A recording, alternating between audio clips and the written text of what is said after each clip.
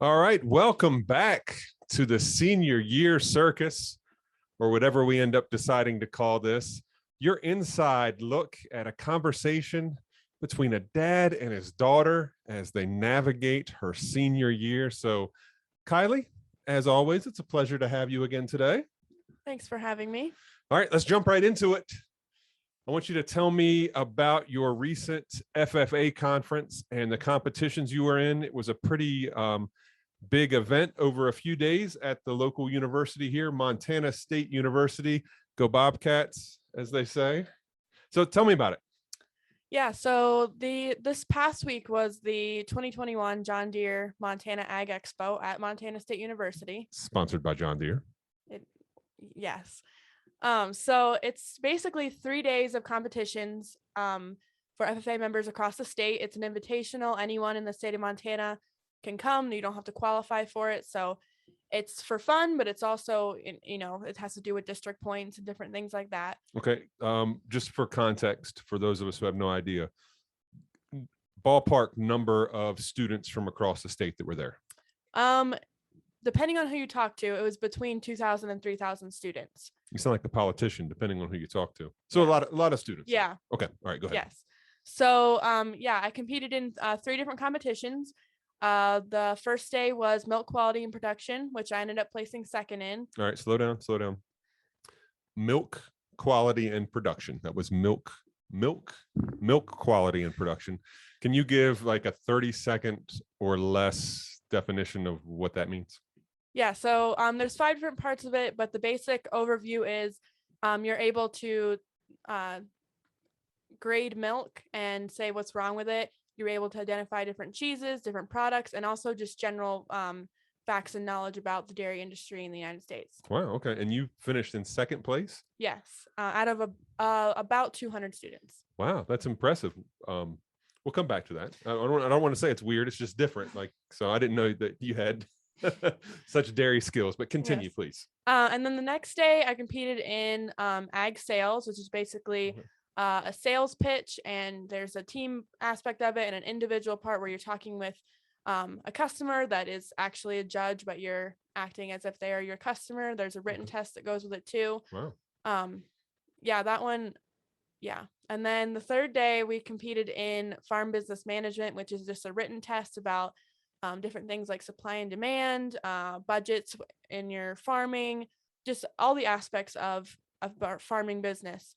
And our team ended up placing second, and I ended up placing 13th individually in that one. Wow, awesome. So that's great. So it was a pretty successful weekend then. Yes, very much so. We were proud of how we did. Well, cool. All right. So with what you competed in, let's just talk about that specifically. How do you see that subject matter being relevant to your future? Now, I know part of it is just, it's what you're doing in FFA, but I know that you are very futuristic. Can I say that? I know that a lot of what you're doing in FFA, you want to utilize beyond school. So give me an idea of how you're going to use that and how it's going to be relevant for your future. Yeah, so I would say the first one, just talking about like the sales one, yeah. that you learn a lot of important skills talking to people, even just actually selling things to people. You have to go through the whole process of getting your customer, closing the sale, getting to know your customer, all those things that I may end up having to do when I run a business. If you're talking to clients, you need to know how to sell things, how to find out what people are actually looking for, different things like that. So the contest, when you said that you were selling, the judge is the customer and they're judging you based on how well you sold them, or what's the criteria for it? Yeah, so there is a rubric and it's pretty extensive, so I'm just going to give the overview of it, but Please. It's basically how you build rapport with this, so how you are form a relationship with the customer, how you're getting to know them, how you're getting them to open up. Part of it is the actual sale, getting them to buy more product, getting them to buy, like in this case, we were selling John Deere gators, getting them to buy not just the gator, but getting them to buy the accessories and, being return customers and different kinds of things. Nice. But even in the first contest of sales I did a month ago or so, like I placed first and they didn't actually buy anything. I was calling them back the next week. So okay.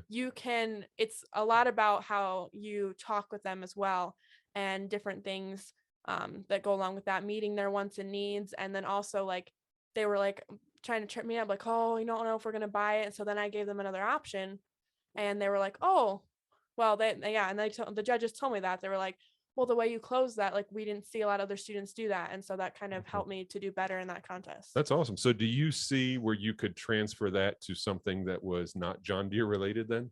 Yeah, most definitely. Because I think there is a general process in selling anything. Yeah. And so I think that there is definite, translation from John Deere Gators to whatever I'm going to be selling in the future. Yeah, I think that's awesome because we generally think of, well, I shouldn't say we generally, a lot of times when we think of sales, we automatically go to the used car salesman, and no knock against any used car salesmen out there. But that idea of they're trying to sell you something that you don't want, and they're trying to make as much money as possible. Whereas almost every transaction that you have, regardless of what avenue of business you go into, certainly, but even if you're not in business per se, there is that sales in the sense that you do have to develop rapport. You do have to be able to communicate effectively. And so I think that's really cool. I had no idea until you got into this that FFA had a sales department, and the fact that you finished first place in one, and then you guys were able to do so well as a team here at the big thing is really cool. So, all right, beyond sales, you said there was also a business management portion. Yeah, so that also obviously is helpful when, if I'm trying to start a farm business, there's a lot of helpful things, but also just general, like, economic stuff. Like I said, supply and demand, different kinds of budgets, different ways to calculate how well your business is doing, different things like that are, just general business stuff that's helpful in whatever I'm going to go into. That's cool. All right. And then you could use the supply and demand for me, like going back to your, why you laughing? Why are you laughing? I don't know. Okay. I was thinking if you go back to your dairy portion, the supply and demand with the cheese and something with nachos or something like, is this thing on? Hello? Okay. All right. Never mind. All right. So that's awesome. And like you said, it was a 3-day thing, and it culminated with you guys being able to go to the football game, which was kind of cool too. Yeah, but it doesn't have much to do with FFA, but it's neat to be able to be in that college football environment too. Yeah, cool. Definitely a lot of community within the FFA members, and just in, the football game and that whole thing. That's awesome. Yeah, a lot of similarities. Everyone, it was very fun. Cool. All right. So I'm going to assume that all of your FFA stuff was the highlight of this past week. What's been your biggest struggle, either academically, socially, personally, whatever, as you are navigating your senior year here? Yeah, so I'd say this past week, although the competition was definitely the highlight and it was a ton of fun, it's also very stressful. I mean, all but one day I was there from the morning until, after 5 o'clock. We were, and later one night, because we stayed for the keynote dinner, but it was long days and having to deal with the same people for the whole time, and there's like stuff where some people's contests were off campus. So I was, helping out with all the other teams and making sure people knew where they were going, and that part of it. And also just trying to get everything else done when you're having that competition, and trying to be productive with the time that you have. I brought some school books with me and was doing that in between contests and different things like that, because, real life doesn't necessarily stop for things like that. Yeah. So it was the highlight, and it was also a struggle, like combined. Is that what you're saying? Yeah. So it was more of a highlight. Like I, the good outweighs the bad, but there are still aspects of it that are difficult. Yeah. Well, and I've seen where you are much more apt to pour yourself into this side, like whether it's FFA or your ag science classes, than you are into, say, math, right? No, yeah, you're right. So it's, yeah, but it's also, I mean, that's the cool thing about you being able to homeschool, one, but then two, also knowing what you're interested in and the way you're able to make the connection for the future. I encourage you the way that you do that. I'd rather you spend exponentially more time on this stuff that is going to really benefit you and that you're going to be able to utilize in the business that you're starting up right now, as well as the future. So I think that's awesome. All right. Anything else? Any other struggles this week that you can think of? I mean, not anyone that comes to the top of my mind, but. Okay. All right.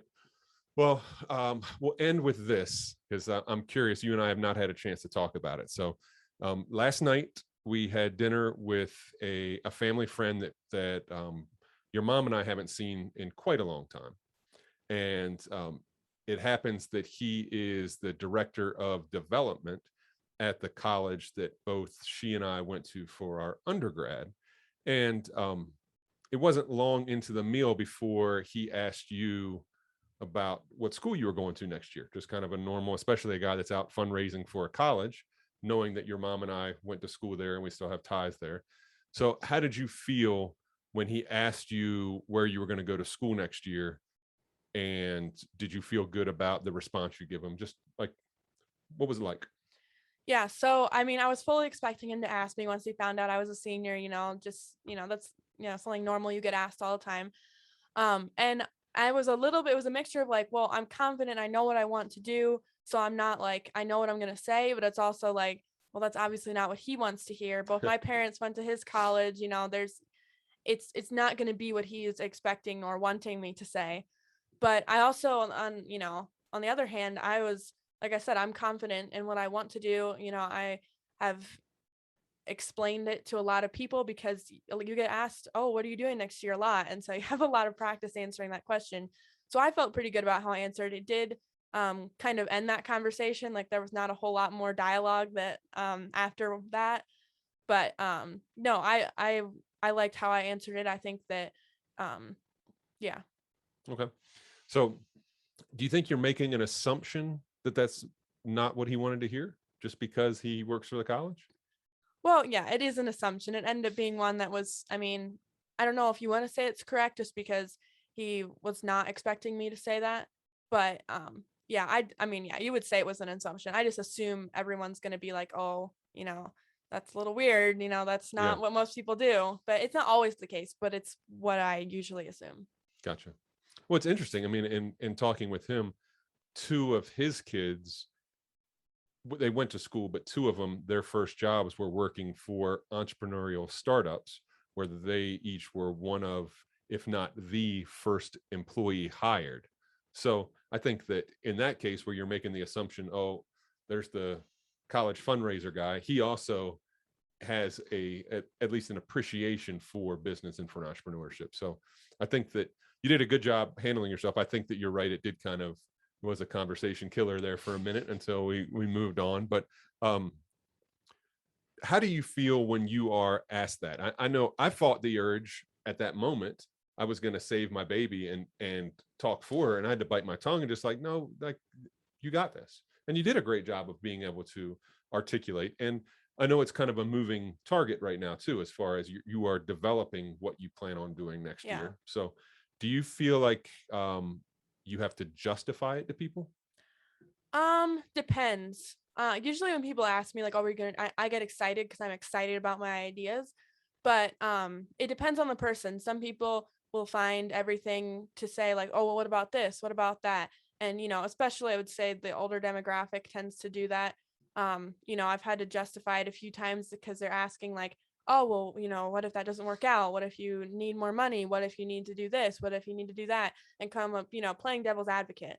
Sure. So one, that's helpful because now I have answers for all those things. Okay. But on the other hand, yeah, sometimes I do automatically go into defense mode depending on who I'm talking to. So I'm like, oh, well, it's going to work out. It's going to be fine, like that kind of stuff. But you don't, yeah. So it really depends on who I'm talking to because some people get super excited with me and they're like, oh, that's a great idea. Like, tell me more about that. And then I'm just like, I just tell them about it. But really depends on the other person. Okay. Well, it's funny. Like, I don't want you to fall into the trap where you have to talk in absolutes and assurances because truth be told, you have no idea if it's going to work out, right? I mean, you can plan and you certainly have, and you can put in the work and chances are you're going to pivot more than once. But to think that, okay, I'm going to college is the easy thing to say because then you don't have to answer any of those questions in regards to what that is going to do for your future. Yeah. But it's socially acceptable. And so especially a certain generation is going to think of that as being the ultimate security blanket when taking control of your future like you are and developing these skills like the sales skills and the communication skills, that is what's going to serve you regardless of what you do. Whereas a a degree in XYZ isn't necessarily going to be worth the paper that it's printed on in 10 years, especially if you're not going down that avenue. So yeah. I said last question before, but this is really the last question. All right. Still in the same vein. We got the holidays coming up. How excited are you about discussing your future with extended relatives that only see you once or twice a year over these next few weeks? I don't know if excited is the word I would use, just because, like you said earlier, they are most of them are part of that demographic that are going to question Right. it and be like, oh, well, that's a little weird, especially because, a lot of my other cousins are going to college, and that's the ones that are, have gone before me have all gone to college. So I'm kind of the outlier at this point. Mhm. And especially like you said, not seeing them very often. This is, they don't have any prior, like they don't know me. They don't know like the work that I put in. They don't see the behind the scenes any, because we only see them once or twice a year. Right. Well, even worse than that is what they know of you is that you have always been a very academically strong student. So in their mind, they're connecting the dots, not just where are you going to school, but they want to hear like some name brand name. You know what I mean? They want to hear this fancy like Ivy League school that you're going to, or you're going to such and such. And so Yeah. there's that expectation sometimes too. So I ask tongue in cheek because I know that those conversations are hard regardless of the subject matter, but it's going to happen, especially when we're looking at one of your cousins is graduating right this year. I think so. Yeah. And then you have 2 or 3 others that are in school. And so, yeah, it'll be a fun conversation, but I look forward to being a fly on the wall for that. Maybe I can just sit back with my drumstick and stuffing and watch it all go down. So, all right. Anything exciting planned for the upcoming week? Not necessarily. It's kind of a quiet week, just continuing to work on, podcast stuff, setting up interviews. We don't have Awesome. FFA practice or anything this week, so Cool. Just kind of laying low a little bit after crazy weekends. So, all right, sounds good. All right. Well, that is all the time we have for today. So thank you for joining us on the Senior Year Circus. We look forward to seeing you next time. Bye-bye.